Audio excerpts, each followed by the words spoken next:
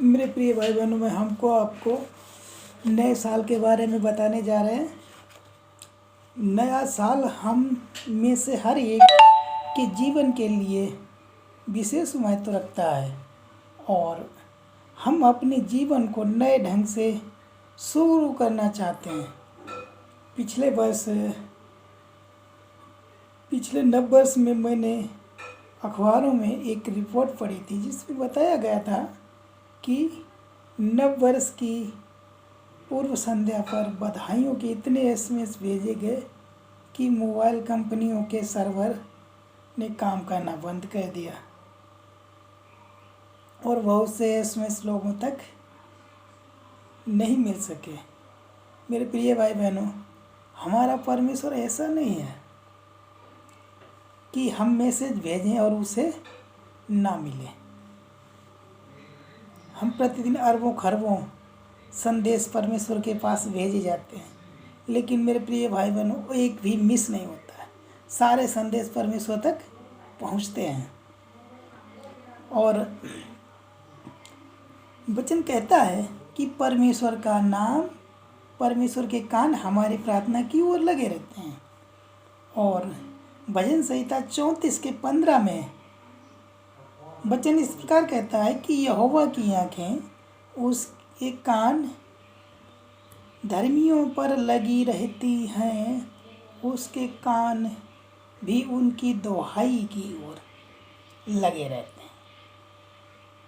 मेरे प्रिय भाई बहनों, यहाँ पर कहा गया है कि उसके कान धर्मियों की ओर लगे रहते हैं, लेकिन वचन इस प्रकार कहता है कि कोई भी धर्मी नहीं, एक भी नहीं। मेरे प्रिय भाई बहनों, वचन इस प्रकार कहता है कोई धर्मी नहीं है, सभी पापी हैं। फिर एक भी धर्मी नहीं। हमें यह कैसे जानने की आवश्यकता है कि धर्मी तो कोई नहीं है, लेकिन फिर भी यीशु के बलिदान और लहू के कारण हम सेत में धर्मी ठहराए जाते हैं। रोमियो 5:9 में लिखा है कि हम सेत में धर्मी ठहराए जाते हैं।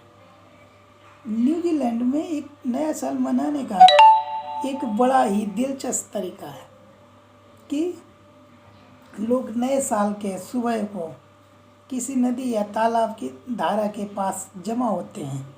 उनके पास कागज़ की नाव होती है जिसमें नए साल का नाम लिखा होता है।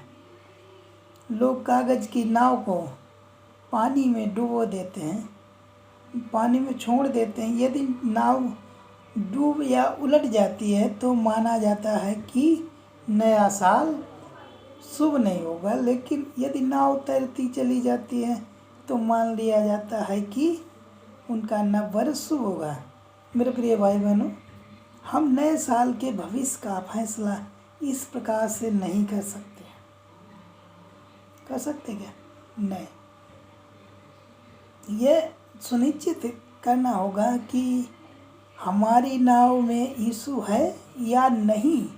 यूहन्ना 6:17 में वचन इस प्रकार कहता है कि यीशु के चेले नाव में जा रहे थे, लेकिन यीशु अब तक नाव पर नहीं आया था।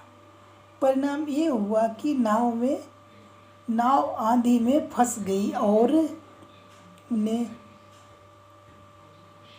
अपनी मंजिल तक पहुंचना मुश्किल हो गया। लेकिन जब यीशु नाव पर आ गया तो उनकी नाव तुरंत वहाँ जा पहुंची जहाँ वे जाते थे।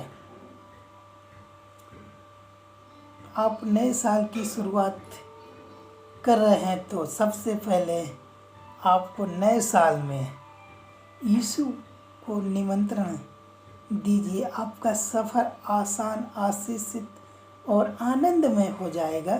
नए साल का अर्थ है नया समर्पण, नई राहें, नई आत्मा। वचन कहता है नया दाखरस पुरानी मशकों में नहीं भरते, क्योंकि ऐसा करने से दाखरस और मशकें दोनों नाश हो जाएं। मत्ती 9:17 में मेरे प्रिय भाई बहनों, साल तो नया है, लेकिन यदि आपका जीवन पुराना है, वही पुराने रगड़े झगड़े, वही पुरानी आदत, तो कुछ भी लाभ नहीं होगा। आइए नए साल के में नए अभिषेक, नए संकल्प और नए दर्शन को मांगे। आपका नव वर्ष आशीषित रहेगा। मुबारक हो। आमीन। नए साल में हम में से प्रत्येक व्यक्ति कुछ नई बात करना चाहता है। हम बहुत सी प्रतिज्ञा करते हैं कि हम साल ऐसा करेंगे, लेकिन पता चलता है कि कुछ दिनों बाद ही फिर भी उसी दर्रे पर चलने लगते हैं। ऐसा क्यों होता है?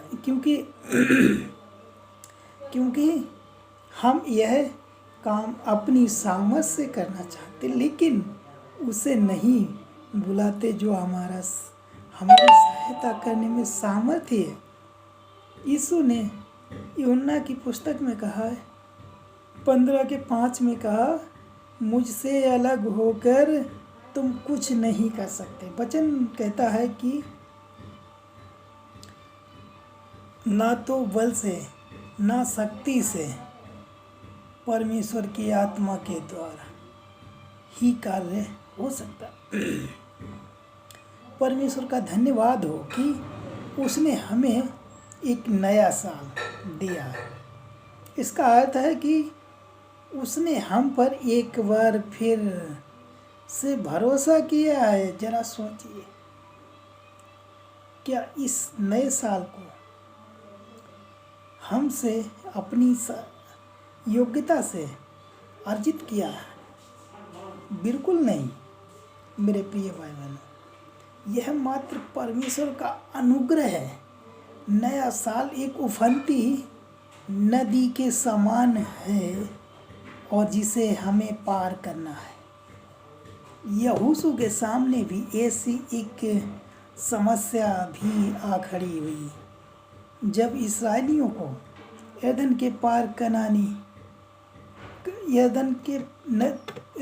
नदी पार करनी थी।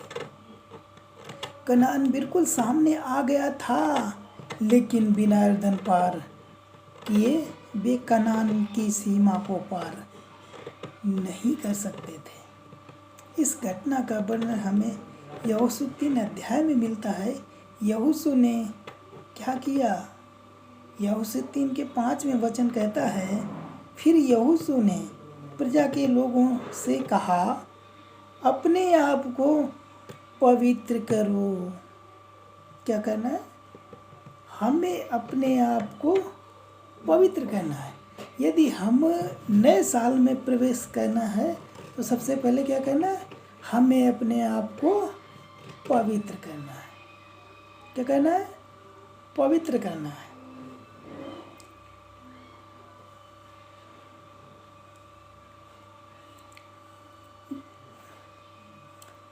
क्योंकि कल यहोवा तुम्हारे मध्य में आश्चर्य कर्म करेगा। मेरे प्रिय भाई बहन, परमेश्वर अपने जीवन में आश्चर्य कर्म कब करेगा? जब हम पवित्र बनेंगे। से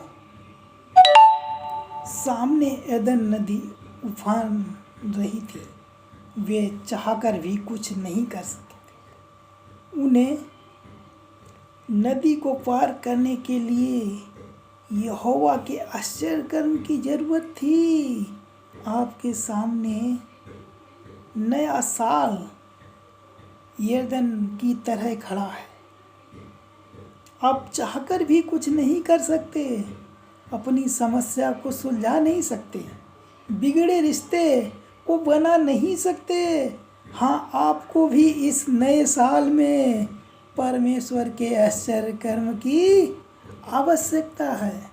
मेरे प्रिय भाई बहनों, अगर हम परमेश्वर के आश्चर्य कर्म को देखना चाहते हैं, तो अपने आप को क्या करना है? पवित्र करना है। ठीक है।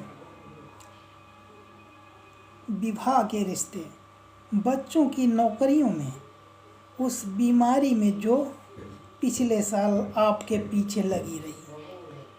आपको आश्चर्य कर्म की आवश्यकता है। परमेश्वर के आश्चर्य कर्म के लिए यहोशू ने पहली शर्त यह रखी कि लोग स्वयं को पवित्र करें। मेरे प्रिय भाई बहन, सबको पवित्र बनना है। मेरे प्रिय भाई बहनों, पवित्र कैसे बन सकते हैं? अपनी बुराइयों को छोड़कर। हमें बहुत सी बुराइयां हैं। लोग कहते हैं हम बुरा क्या करते हैं? बहुत सी बुराइयां हैं, उनसे पवित्र होना है। यीशु क्या प्रचार करता है? अपने बुरे कामों से मन फिराना है। सही है ना? मेरे प्रिय भाई बहन, वचन इब्रानियों 12:14 में वचन कहता है कि बिना पवित्रता और बिना मेल मिलाप के परमेश्वर को कोई नहीं देखेगा। मेरे प्रिय भाई बहनों, यदि परमेश्वर को देखना है तो पवित्रता के साथ, मेल मिलाप के साथ। सही ना? समस्या ये है कि चमत्कार तो हम चाहते हैं, लेकिन पवित्र बनना नहीं चाहते। मेरे प्रिय भाई बहन, हम पवित्र बनना नहीं चाहते, चमत्कार तो चाहते। परमेश्वर हमारे जीवन में चमत्कार करे।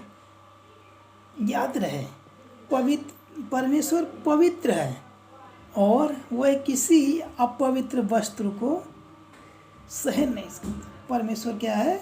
पवित्र है और वह किसी अपवित्र वस्तु को सहन नहीं कर सकता है। तो मेरे प्रिय भाई बहनों, हमें पवित्र बनना है। वचन इस प्रकार कहता है कि सारे जीवनों में वह आश्चर्य कर्म इसलिए नहीं करता कि उनमें पवित्रता का अभाव है। परमेश्वर ने आदेश दिया है। क्या आदेश दिया? पवित्र है ना? अपने को पवित्र बनना है।